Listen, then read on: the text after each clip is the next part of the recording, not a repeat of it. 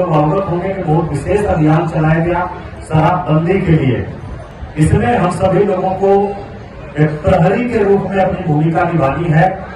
शराब से कितना नुकसान होता है ये बताने की जरूरत नहीं है, आप सभी लोग जानते हैं। वो विवेक का हरण कर लेता है। शराब आप जानते हैं बुद्धि और विवेक को नष्ट और भ्रष्ट कर देता है। और मानव और पशु में जो अंतर है वो एक बुद्धि और विवेक का ही अंतर है। बुद्धि और विवेक माइनस कर दिया जाए, हटा दिया जाए तो आदमी भी पशु के समान हो जाता है, उसकी हरकत भी पशु के समान हो जाती है। तो जो आपकी सबसे बड़ी विशेषता है उसी को जो भ्रष्ट और नष्ट कर देता हो, उसके बारे में और क्या बुराइयां हैं कहने की बताने की जरूरत नहीं है। तो शराबबंदी का निरंतर आप सभी लोगों को अनुसरण करते रहना है, क्योंकि वो जन सहयोग से ही उसका प्रभावी नियंत्रण हो सकता है। कहीं पर आपको लगता है कि कोई कुछ गड़बड़ कर रहा है तो उसकी जानकारी जरूर उपलब्ध कराएं हम लोगों को, प्रशासन को, पुलिस को, उत्पाद विभाग को। और उसके लिए कॉल सेंटर भी बना है, वहां भी फोन करके निःशुल्क है आप सूचना दे सकते हैं, जिस पर कार्रवाई होगी। दूसरा जो अभियान था हम लोगों का बाल विवाह के विरोध में और दहेज प्रथा के विरोध में। बाल विवाह के कितने दुष्परिणाम हैं इसको बताने की आवश्यकता नहीं है। कम उम्र में बच्चियों की शादी हो जाने से उनके स्वास्थ्य पर बहुत गहरा प्रभाव, बहुत बुरा प्रभाव पड़ता है। उनकी शिक्षा, दीक्षा, भविष्य के कैरियर सब पर बुरा प्रभाव पड़ता है। एक तरह से उनके जीवन की संभावनाएं समाप्त हो जाती हैं। तो हम लोगों को बच्चियों को विशेष रूप से पढ़ाना है, स्कूल भेजना है, पढ़ाना है अच्छे से, और बाल विवाह नहीं होने देना है। और कहीं अगर हम लोग के आसपास बाल विवाह होता है तो उसका पुरजोर विरोध करना है। अनुमंडल पदाधिकारी बाल विवाह निषेध के लिए नोडल पदाधिकारी होते हैं। सभी थाने में भी इस प्रकार के पदाधिकारी नामित रहते हैं। आप सूचना दे सकते हैं, आपके मुखिया जी भी उसमें एक नोडल पदाधिकारी पंचायत स्तर पर होते हैं। कहीं पर भी बाल विवाह होता है उसका विरोध करना है और उसकी सूचना देना है। दंडनीय अपराध है, उसको रोका जाएगा, ताकि लड़के की तरह लड़कियां भी पढ़ लिख सके, आगे बढ़ सके और अपना कैरियर बना सके। तो ये हम लोगों को प्रयास करना है। तीसरा जो अभियान चला था दहेज प्रथा को लेकर के। दहेज प्रथा किसी भी तरह से उचित नहीं है, ये हम सब लोग जानते हैं।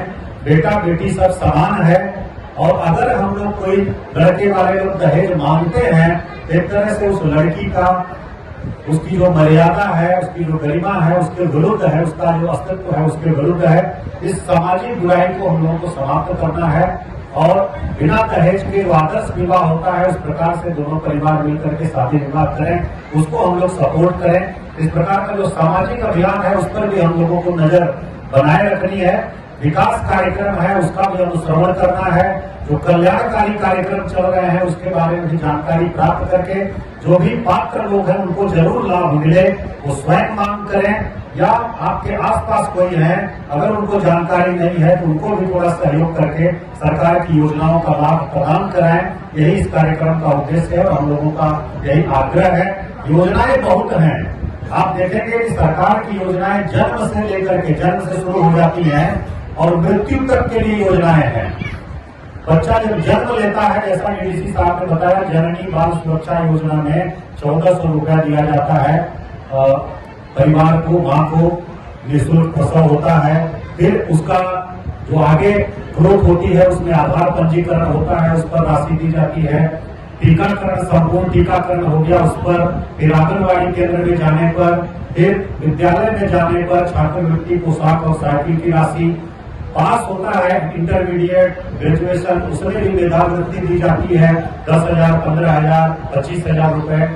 और फिर उसके बाद विवाह के लिए भी प्रोत्साहन राशि है। कन्या विवाह योजना में 5,000 रुपए। अंतर जातीय विवाह अगर कोई करता है उसमें भी 1 लाख रुपए का राशि देने का प्रावधान है, और उसको हम लोग जिला स्तर से क्रियान्वयन कर रहे हैं और दे रहे हैं। फिर वृद्धावस्था पेंशन की व्यवस्था है। और उसके बाद हम लोग देखते हैं अंत में अगर निधन होता है तो कबीर अंत्येष्टि के तहत जो गरीब परिवार हैं उनको जो है अंतिम संस्कार के लिए सहायता देने का 3,000 रुपए प्रावधान है, जो पंचायत स्तर से ही उपलब्ध होता है। इस प्रकार से योजनाएं बहुत हैं, जन्म से लेकर के मृत्यु तक के लिए योजनाएं हैं, लेकिन उनका लाभ सभी को मिले ये बड़ी बात है। उसमें हम सभी लोग सहयोग करें। जानकारी प्राप्त करें। विशेषकर जो हमारे माननीय जनप्रतिनिधि हैं उनकी भूमिका ज्यादा बढ़ जाती है। आप लोग पथ प्रदर्शक हैं अपने अपने क्षेत्रों में, तो आपके क्षेत्र के जो लाभुक हैं, जो पात्र हैं, उनको जरूर उन योजनाओं का लाभ मिले, ये आप सभी लोग सुनिश्चित कराएं। और जानकारी बढ़ेगी, आप मांग करेंगे तो हम लोग को उम्मीद है निश्चित रूप से आपको लाभ मिलेगा। और जो पदाधिकारी या कर्मी उसमें व्यवधान डालेंगे उनके विरुद्ध निश्चित रूप से कार्रवाई होगी।